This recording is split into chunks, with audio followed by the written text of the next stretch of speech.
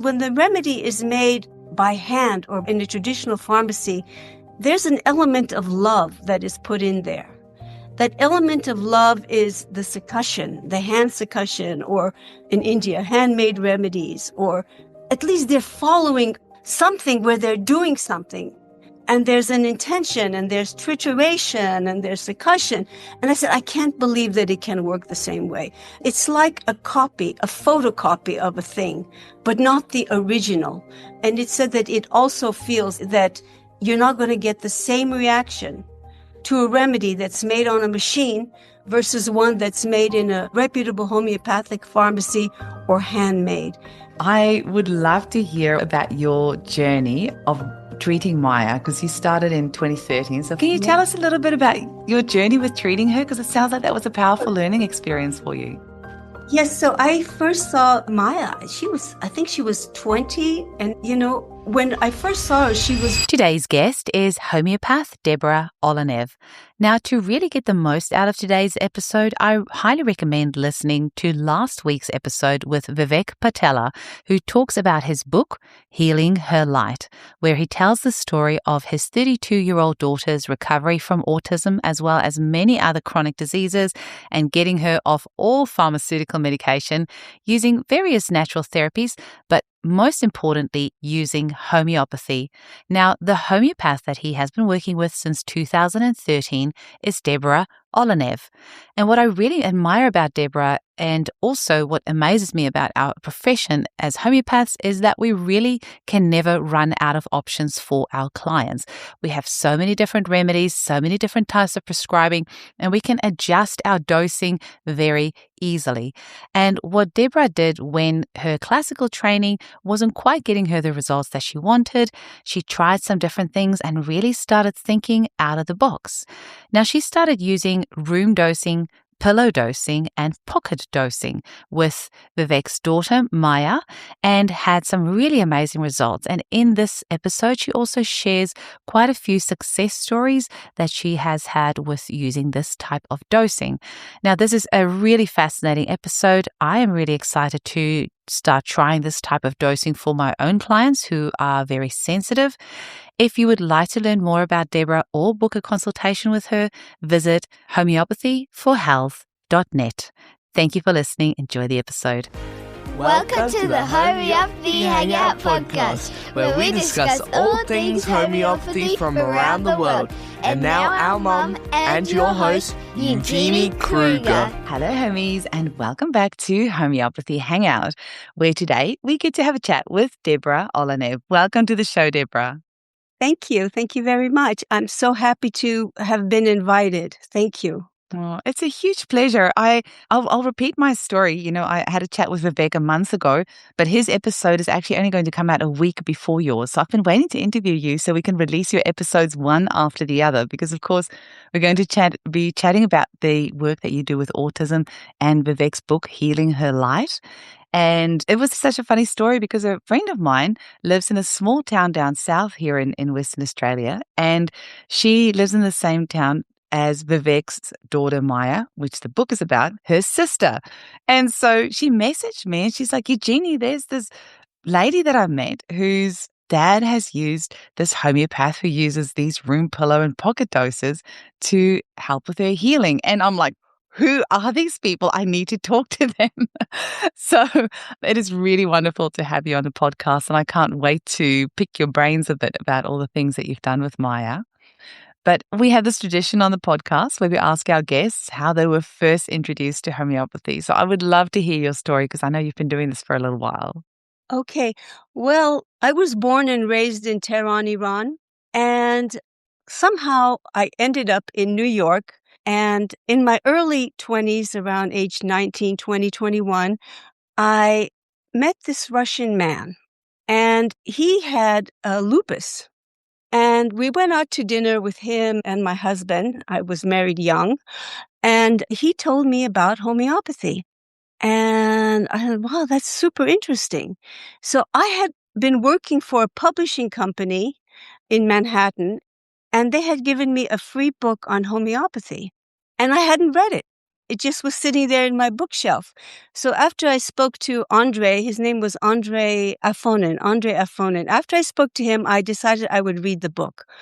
I read the book, and it just like, that was it. That was such a transformative moment for me. I said, I thought I had discovered the Holy Grail. the Holy Grail. Yeah, I thought I had discovered the Holy Grail. And so I got very, very excited about it. I started to tell everybody I knew about it. So then I got in touch with Homeopathic Educational Services, Dana Ullman's bookstore in California. And I got his catalog. And quite interestingly, the first book I read was The Organon of Medicine. I think it was the Dunham's translation. And then I read Kent's lectures on homeopathic philosophy. And then Kent's repertory came in the mail. I have it. I still use it. Gigantic book. And I said to myself, what the hell do you think you're doing? It's so overwhelming. And I said, how am I ever going to learn this?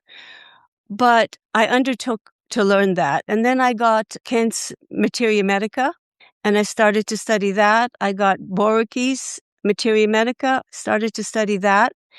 And then somehow I got on the mailing lists of homeopathic organizations. Maybe Dana Ullman passed my name across to people.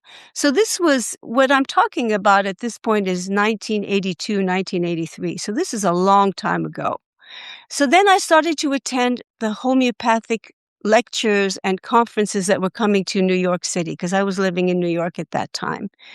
And Roger Morrison was teaching a year-long Materia Medica course. So he lives in California. He was flying to New York and teaching a course. And so it would be, I think, every 5 weeks. So I took his course and I actually typed out the notes. So his book, I think his desktop guide, I have the whole book typed out that I typed out. Yeah, I typed that out from the notes from the class. Wow. I did not need to buy the book because I had it.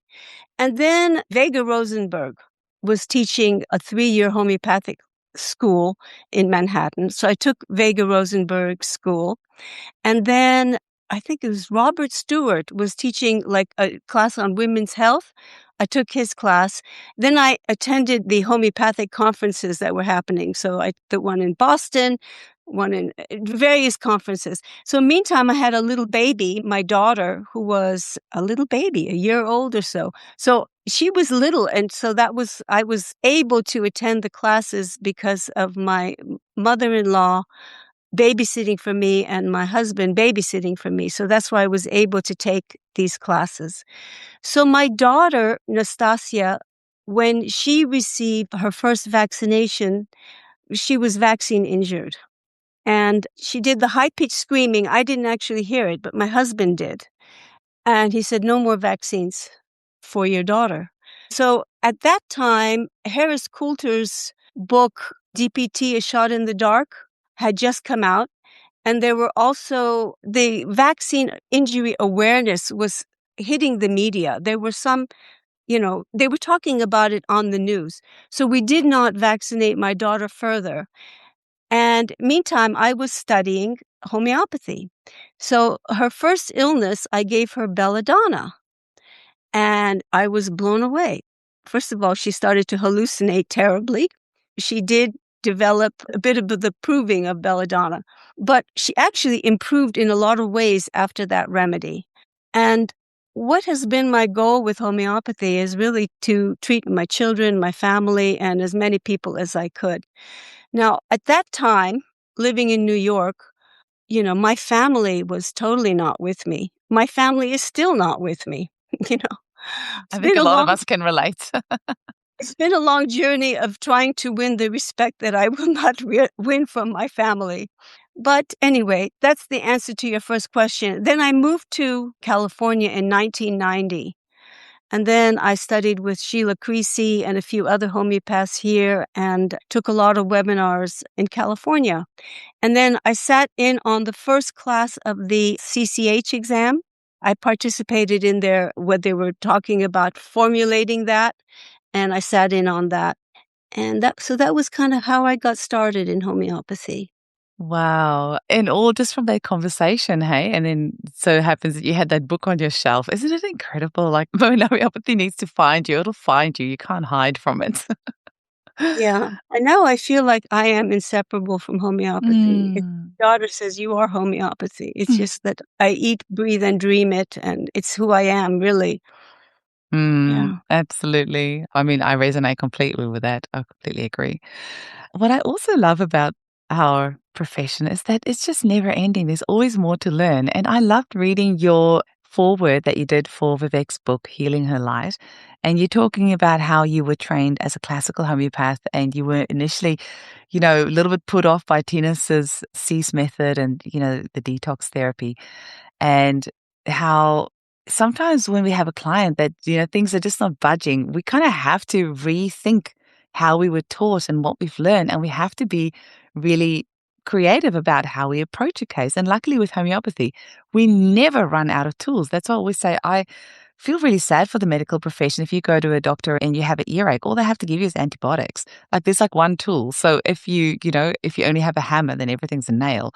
Whereas with us, we have got never ending remedies. We can change our potencies. We can do so many different methods. But I would love to hear also about your journey of treating Maya, because you started in 2013. So for our listeners, go grab a copy of Healing Her Light on Amazon.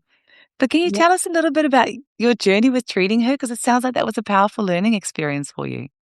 Yes, so I first saw Maya. I think she was 20, and now she's in my office in Mountain View, California. Later, they moved to Hawaii.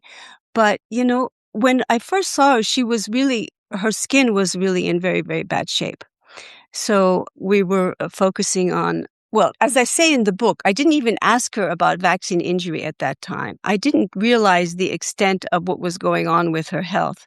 So I did treat her with remedies like graphites, and then she did very, very well with arsenicum album and other remedies. And then we kind of, lost touch a little bit, or the treatments were sporadic. And then again, a few years ago, 2 or 3 years ago, Vivek got back in touch with me, and we started again with trying to use classical homeopathy.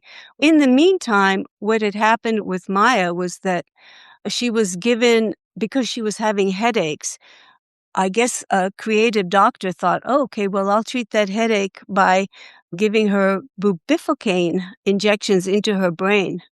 And basically, this caused, I think it's like a tumor or some sort of a thing. I didn't, basically some sort of was going on with her brain following that injection. So I worked with Vivek, and he realized that so many of her illnesses he could actually date them, that she did not have OCD prior to having been given progesterone. And that she didn't have her tardive dyskinesia prior to her having received this other medication. So he and I were going through, and we were trying to link what medications caused which of her unusual symptoms. And then what we did was we did a C-style clearing, but we didn't do it in the traditional Tina Smith's way of, 30C twice a week and da. The reason we didn't is because I'm an intuitive. So I test remedies by talking to people. If you hold a remedy for me, it doesn't matter if you're 6,000 or 20,000 miles away, I can detect whether that remedy is the right potency or whatever. And my health center is called Atman Health Center. The reason for that is because Atman is, in the Sanskrit, is the indwelling God. It's the self. So I meditate every day. That's a top priority. That's so that I can have that connection with my Atman. And so my Atman and I partner. So when we're testing remedies for Maya, it would tell me so we don't have to waste time with another potency. If the correct one was the 30C, we'll just go there. And then I never gave her those remedies orally. She never took the remedies orally. So we did them all via pocket dose. So she would hold the remedy in her pocket for a certain amount of time.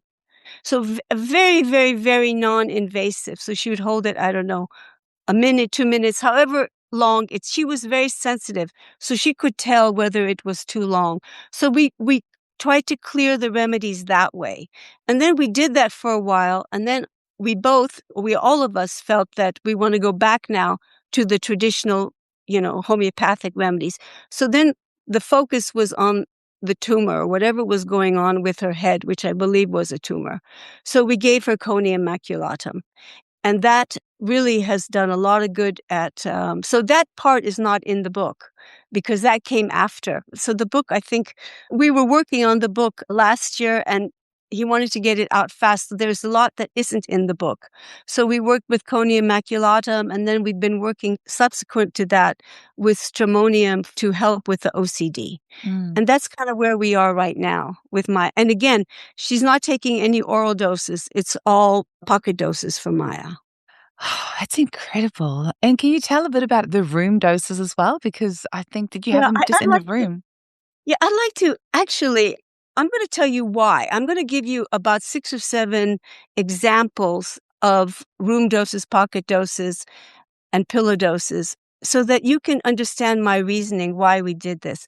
So this man is in London. He's originally an Indian gentleman. He went to a Catholic school when he was young. He's now in his 70s. In his 20s, he did something or he didn't do something when he was drunk. And he doesn't know to this day whether he did it or whether he didn't.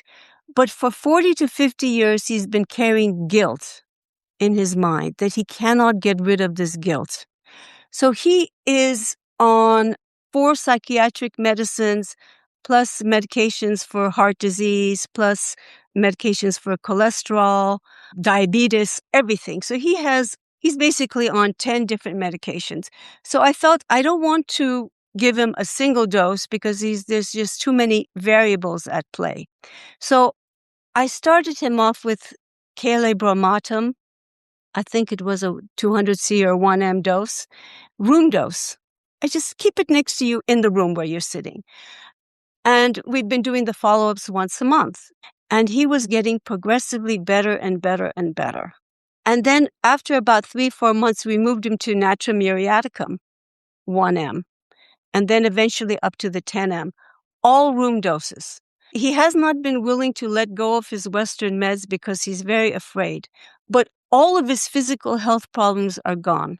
He has a little bit, he calls it OCD, but the dwelling on the past, the inability to move on beyond that is still there. But what I do with him is also I work with mantra, giving him tools. How do you help yourself when you are caught in this emotional web? So he's working with mantras and then he's reading spiritual books. I'm having him do things to raise his vibration. So that's one case I wanted to tell you about. So that's an older gentleman in his 60s. Now, the next one is Sophia.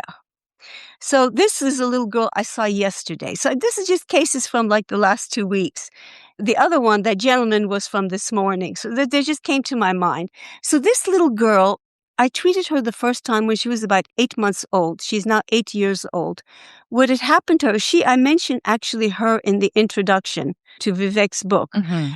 I mentioned her. So what happened to her was that she was given Zantac for acid reflux by a Western medicine doctor. He increased the dose. When he increased the dose, it put her in complete autism. Everything. I mean, everything, the whole 9 yards. There's a bit of a description there by the father.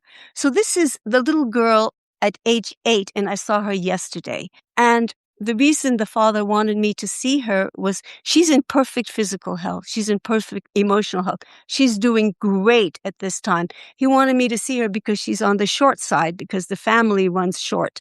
And he wanted to know if there was something I could do to help her get taller. So she's basically had 3 or 4 doses of silica in the last 8 years. And that's her constitutional remedy. Her last remedy was 2 years ago, and I'm not going to repeat because there's no relapse, no evidence of anything the matter with her, except that the father is concerned that she's, in the low range, but he had her tested and there's nothing the matter with her growth hormones, so she's just doing fine.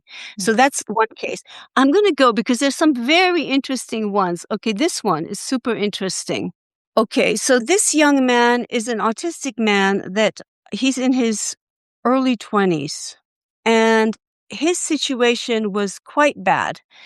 He was violent. This is really what the problem is. I've had about 3 to 4 violent young men whom I've been treating in the last few months. So they're violent to the point where the parents are afraid of their children. And so his violence was such that the mother could not take him out of the house. Because in order to control him, she would have to use a taser.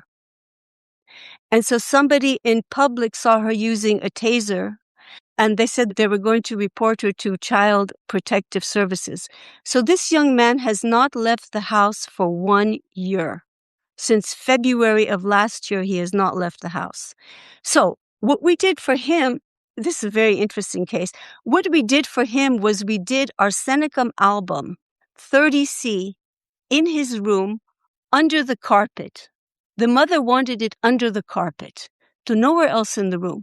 So what happened was that he started to move to that spot where the remedy was, and he just stayed there over the course of the day. So the first follow-up, so I don't do the follow-up until 7 weeks. Sometimes there's one that I'm going to present, which was at 6 weeks, because I don't know why it happened to be, but I don't like to do it before 7 or 8 weeks.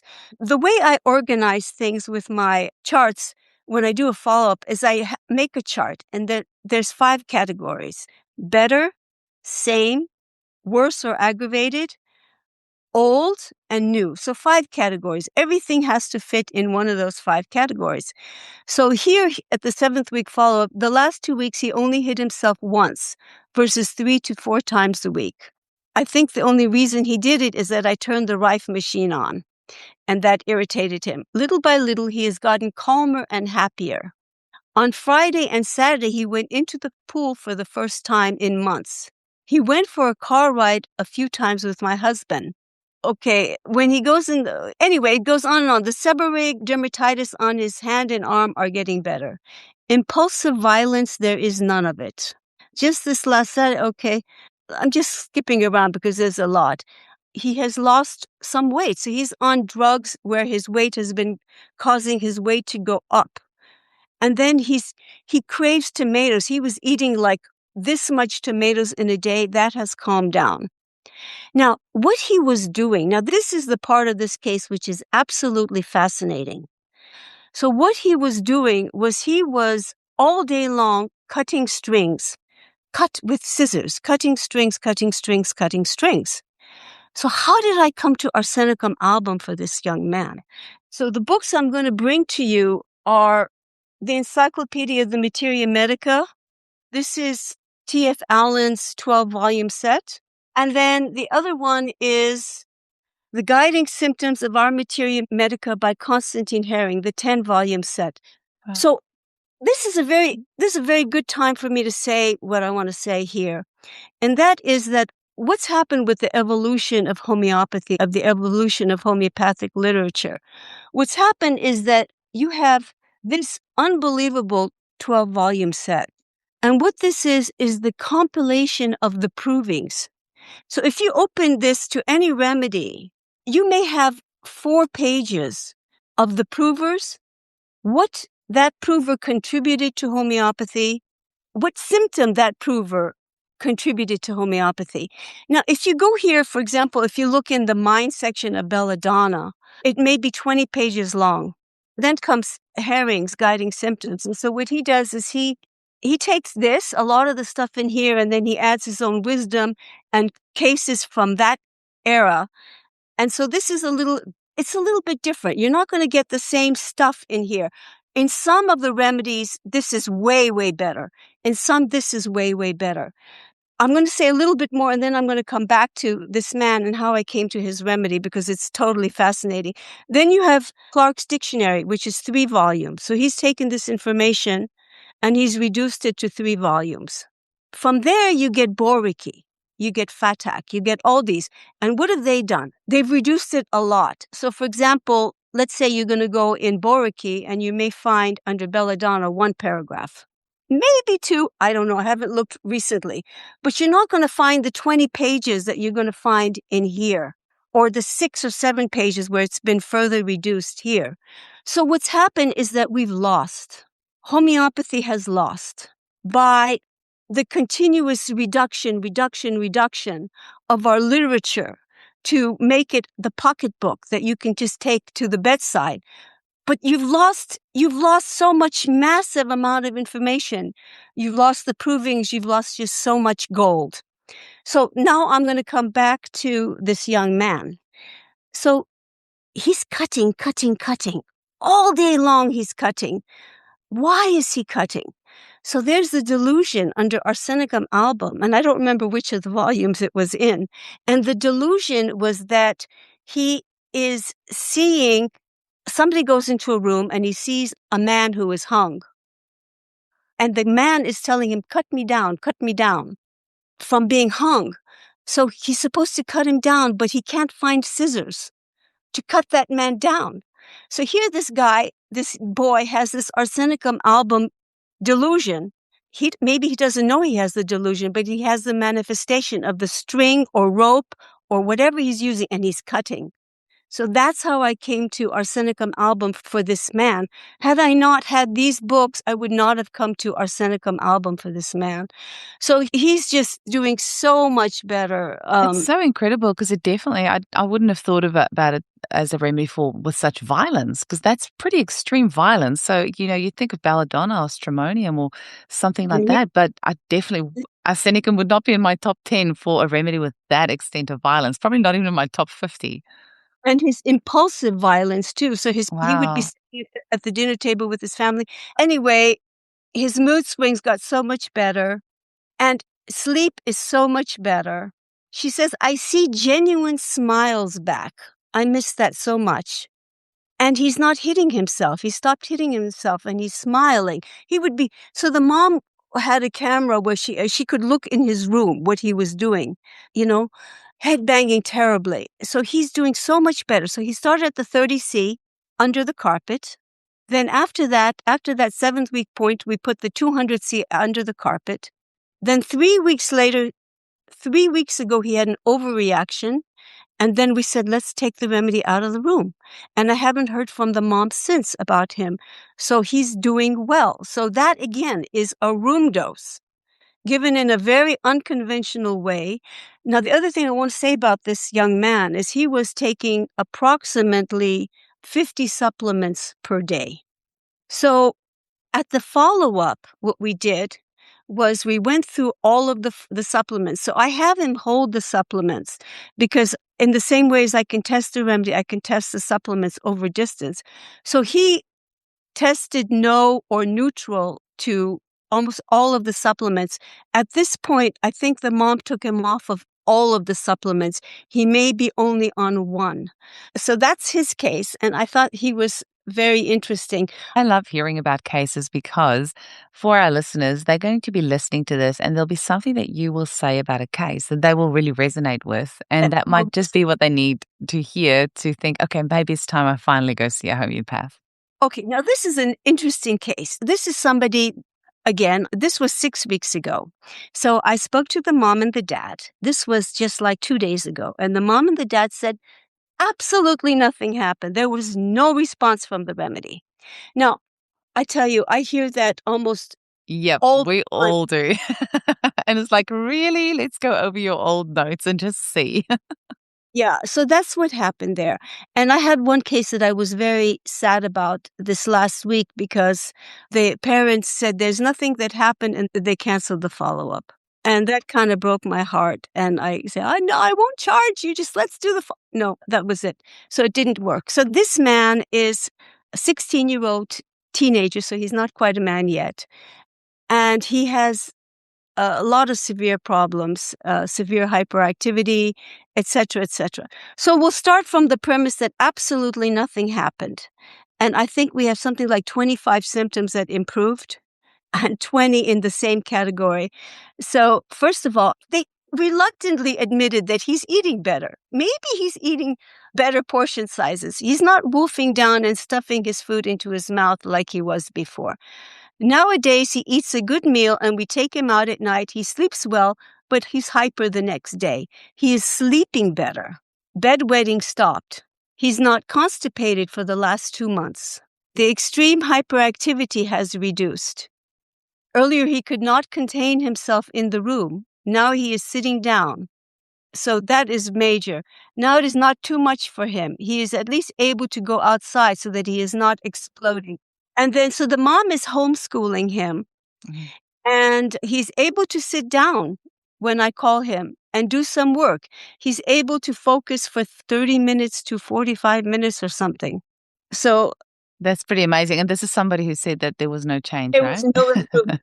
We have this sort of stuff all the time. I wish there was a way to just get people to come for their follow-ups because, why do you think that is? I mean, I guess people, like, the changes often happen so gradually and people forget where they were 8 weeks ago. And because we take really good notes, we can remind you, well, you told me that he wasn't sleeping last time and now you're saying he's sleeping through the night. And then they'll go, oh yeah, I forgot about that. But also a lot of things that we know are signs of health improving, people don't realize. For example, if a client is sleeping better, we know that's one of the best things that can possibly happen because you're going to have like a snowball effect from that once the person is sleeping better if they weren't before. So they might not maybe put the same value or understand the impact of what that actually means for true health if a client is sleeping better. So I don't know. But every homeopath will say this, that clients will come back and say nothing has changed. And then you go through the notes and then so much has changed or improved. It's really true. I really don't know. I've been asking myself the same thing. It's a mystery. Okay. So his speech, when he's typing, he is saying the letters. He's at least mumbling something. So it may be that his speech did not improve. It may enough. So they're looking for their child to become conversational. If they're not conversational, they won't accept the little gains in between. That might be part of it. Hitting his head is no longer there. So the remedy I prescribed for him was tuberculinum bovinum 10M, 1 dose, in water. Traditional way of giving the remedy, in water, dissolved in water. So no pocket dose, no room dose, no pillow dose.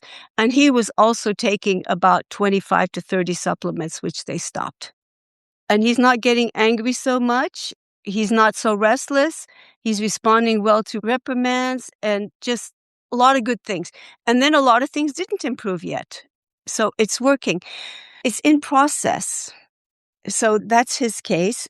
I was actually going to ask you about because you just mentioned about one of the client who had the remedy, the arsenicum underneath the carpet. You mentioned that he might have gotten a bit agitated when she turned on the Rife machine. And I saw in the Healing Her Lights, Vivek also talks about the spooky Rife machine that he uses. Do you know much about Rife? Is it something that you recommend? Does it work well with homeopathy or? Well, let me answer that question. I actually asked ChatGPT the question the other day, because the mother of the child who took the arsenicum album, she has been making her own remedies. And so on MK something, machine.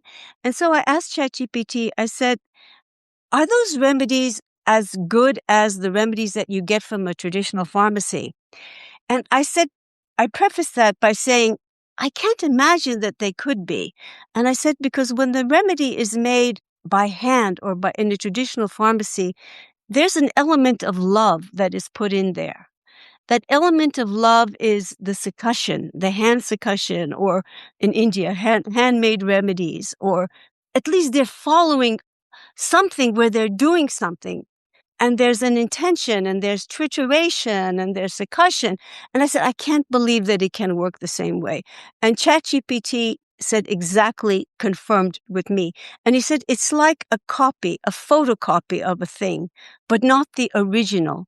And it said that it also feels that you're not going to get the same reaction to a remedy that's made on a machine versus one that's made in a reputable homeopathic pharmacy or handmade.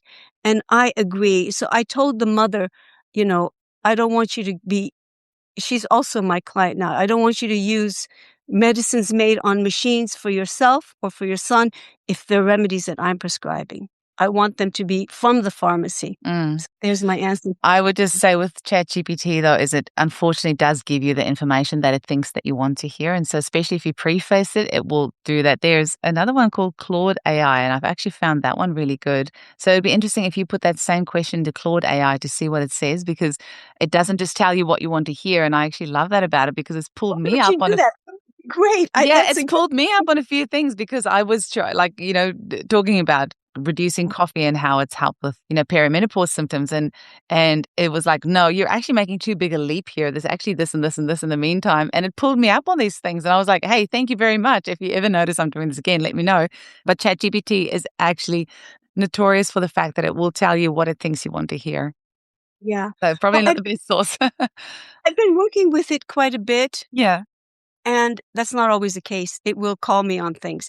But anyway, I'm going to go to this next case, which was...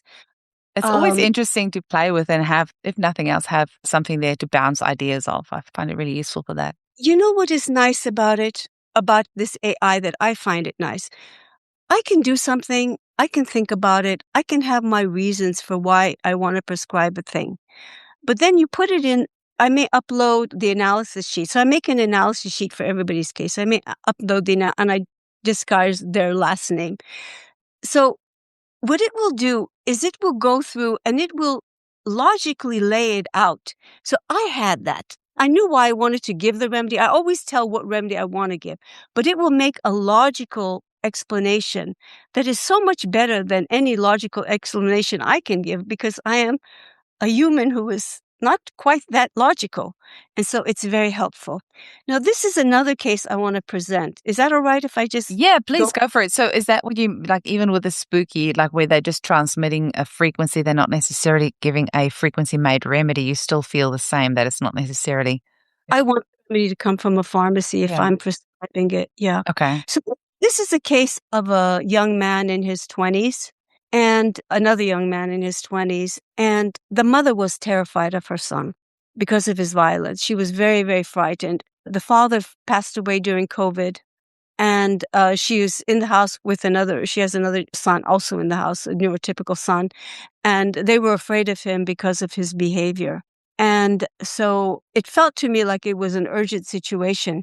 So what I prescribed for him was Metarhinum. He tested well to Metarhinum 200C, Metarhinum 1 day, and 1M, and Metarhinum 10M. So I said, let's put all three in the room.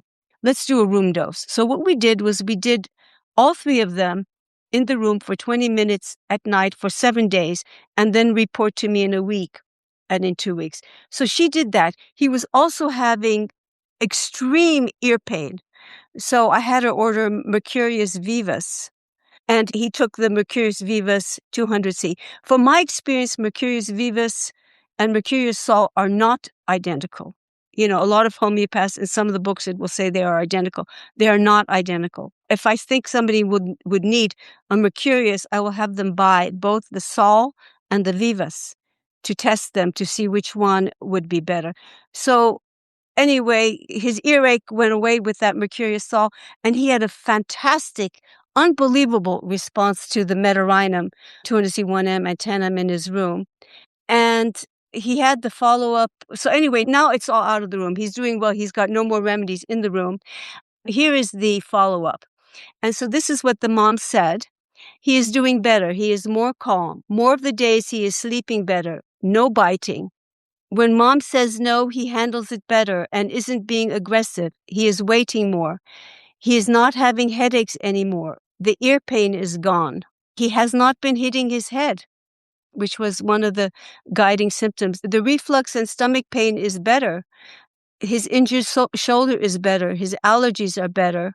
Sometimes he presses his knees like he is having pain. He's not doing that anymore. His aggressiveness is better. Usually he screams when he sees a dog. This seems okay. And he's wanting to go outside. Oh, wait. What was happening to him was that he was waking up in the middle of the night and wanting to go out at 1 or 2 a.m. Well, the family wanted to sleep. And he's now not doing that. He's willing to wait till the morning. His nail biting is less. OCD behaviors, it is less, but still there. Urination in the night is less. He's waking up better. He's following instructions. And he's not hitting the walls to call for me. That was what was better at that point. And there's, of course, a long list of symptoms that haven't improved yet, but that was the 7th week follow-up. And then I'm going to... Amazing. So from your cases, it sounds that obviously you still prescribe very classically.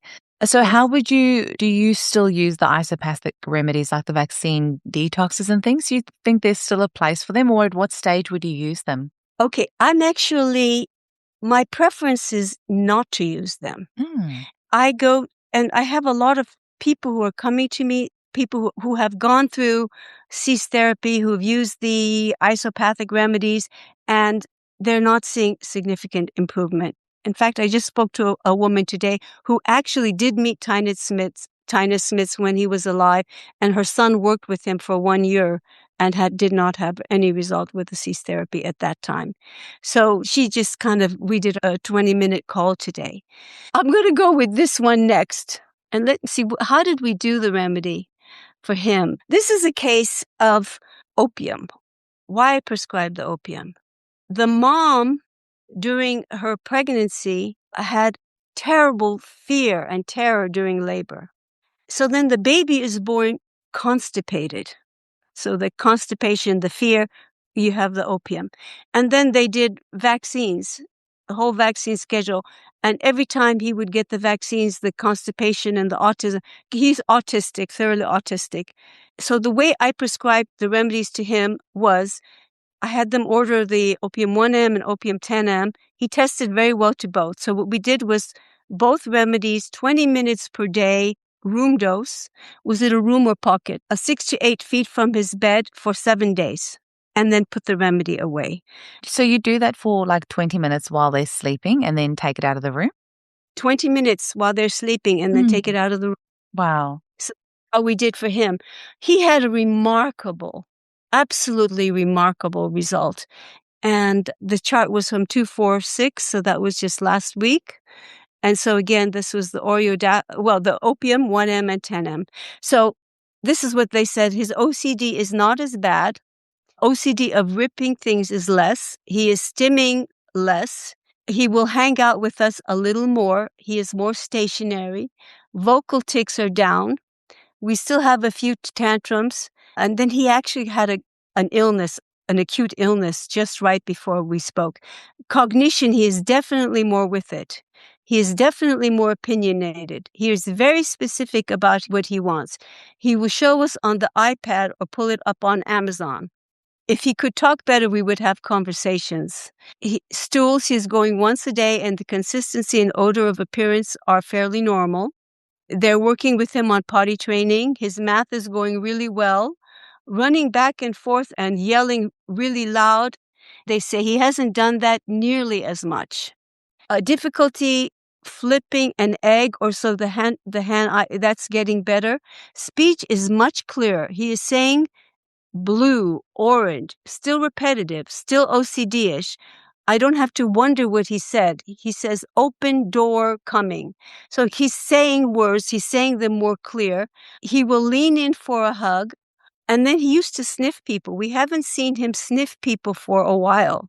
Can't function without someone being with him all the time. That is 10 to 15% better. Now he is able to sleep on his own. He wasn't doing that before. Susceptibility to colds is returning. So he hadn't had a cold in a long, long time. So he caught a cold like about 4 days before the follow-up. And the morning of the follow-up, the mom gave him antimonium tart. Unfortunately. So, I told her, please don't do that again. So I don't know if that had any effect. So we said, we're just going to watch. We'll see if things are relapse. Hopefully it was so off target that it had no effect. And so that was his case. And then the final one is really a fascinating case. This is a little 17-year-old girl, autistic girl. Her story was that her parents were coming to the United States from Peru or someplace, and the mother had never received a vaccination in her life. She was extremely healthy. But in order to come into the United States, the mom had to get fully vaccinated. She was pregnant at the time. So the child was born, and the child had something like 100 seizures a day at age 4 months. And so what happened at that time was she met a doctor, I think she said from Brazil or something, who prescribed GABA. The GABA instantaneously stopped the seizures. So she never had another seizure after that. But she's full-blown autism. So the remedy I prescribed for her was Cuprum 30C. Eventually, we went up. So what we did was the first dose was 1 hour pocket dose for 10 minutes a day after that. So absolutely fantastic response to the remedy. I'm not going to go into the details of it. But what happened was at some point, I said to myself, oh, maybe she doesn't need the pocket doses anymore. She doesn't need it. She's gotten enough. Let's stop it. So what happened was I stopped the pocket doses. And within 2 days, she had such a massive relapse of so many of the symptoms that had been better. So then I kind of went into, I tried to understand what was going on, and I discussed this with ChatGPT, and it said that the remedy, she wasn't ready for the remedy to be stopped. It was like a scaffolding. It was a template for her. And so we started her right back on the remedy, still the 10 minutes a day, and she's doing, all the symptoms are, she's doing better. So for her, she needed that continuous daily influence. So that's all for the cases that I That's wanted really to. beautiful. I want to check though. So for homeopaths who are interested in doing these room doses, have you got like a bit of a guideline on administration? I mean, you're doing this intuitively, but if you were to give some guidance on others who want to try it. For example, I mentioned this to you quickly before we started recording. There was a little girl that I was treating who was 100% MMR vaccine injured. And we have given lots of like classical remedies over time, but she's also having seizures and a few other things. But something that I really felt was important is that we give her the MMR in potency. And now I'm rethinking that, of course, after chatting with you today. But we couldn't because every time we tried, she had a massive aggravation and it would take ages to get her back. So clearly that was not, a good thing to do, and really made me wondering about using that as a room dose, just MMR as a room dose. But then I'm seeing now that clearly you don't even if the etiology is clear that, the mum had all of these vaccines and pregnancy and the child was born autistic with all these seizures. You mean you didn't even give the vaccine in potency and you're still getting improvements. So I'm rethinking a few things, that's for sure. So what I'm thinking with her is I would not treat the vaccine injury, honestly. I would treat the person.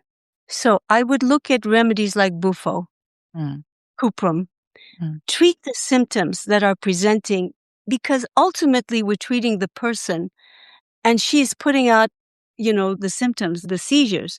So that's the guiding symptom. So I think chasing the vaccine injury, the vaccines that causing it, which is really the cease approach, I think ultimately, I don't think it's the best way. I think it's something like really taking the case and seeing if it's something like, Buforana, which is such a great remedy for seizures, and Cuprum, and looking at the seizure remedies, because we're not treating the injury, we're treating the person, and she's putting out the symptoms.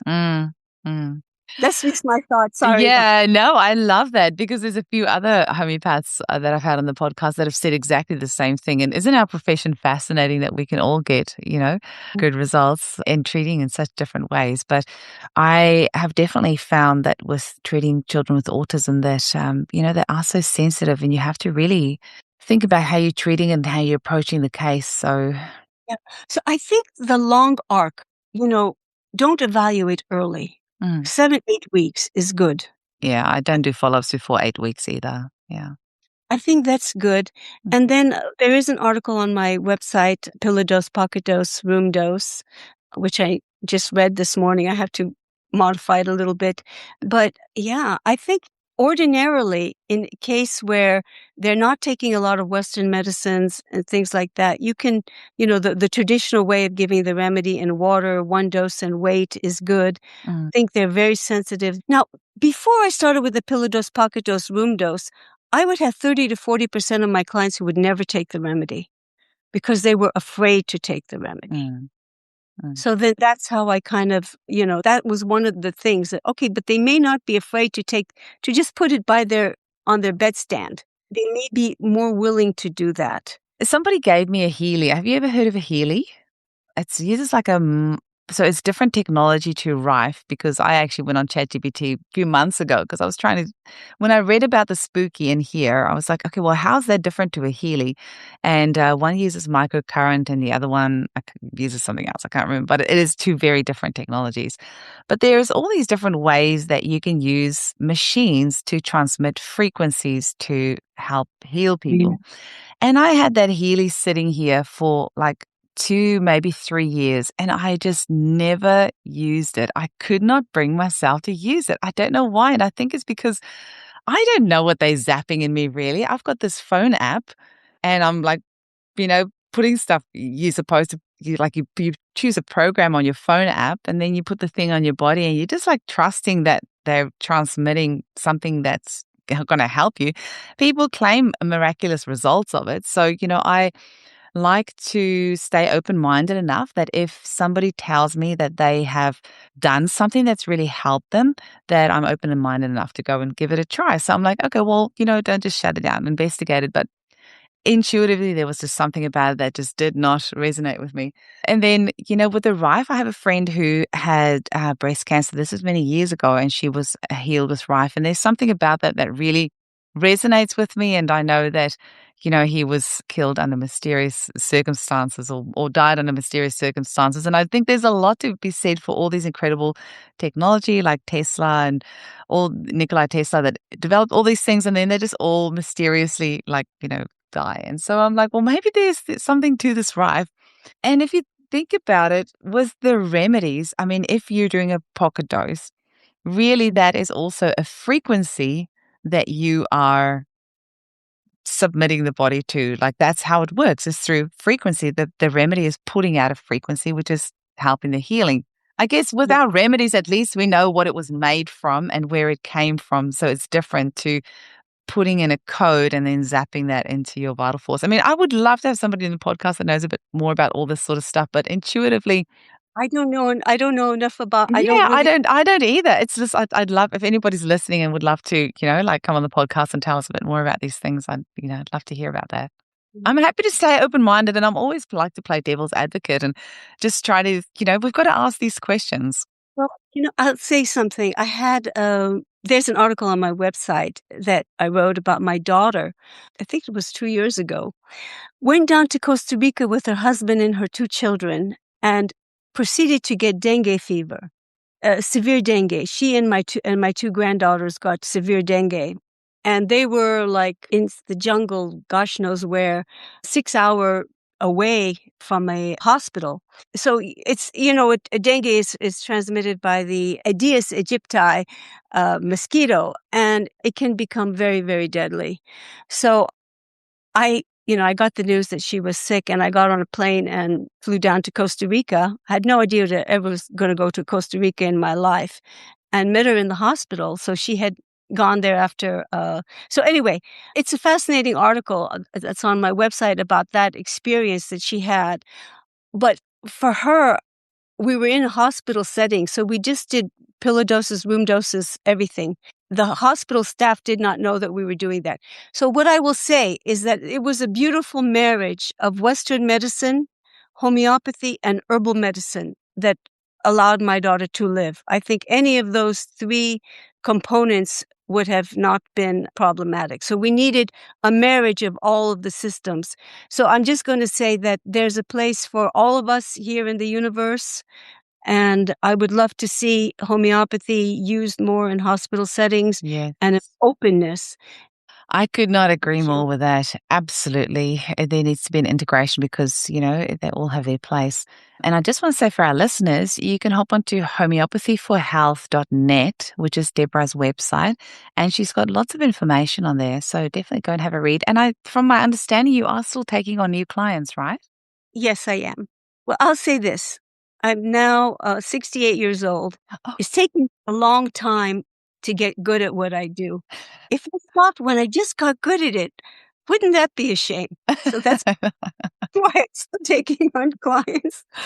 Well, I heard there's this homeopath in New Zealand. She is 90 and still taking cases. Isn't that incredible? So you're still a spring chicken, Deborah. You've still got many years to go. And I hope to be like her. Oh, I really want to thank you for your time today, and especially with sharing all these cases, because it is really powerful listening to this and just being reminded of the incredible work that homeopathy can do. And thank you for being so brave and trying different things out so the rest of us can learn from you. Thank you so much. I so appreciate you gave me this time to share. Thank you. Thank you.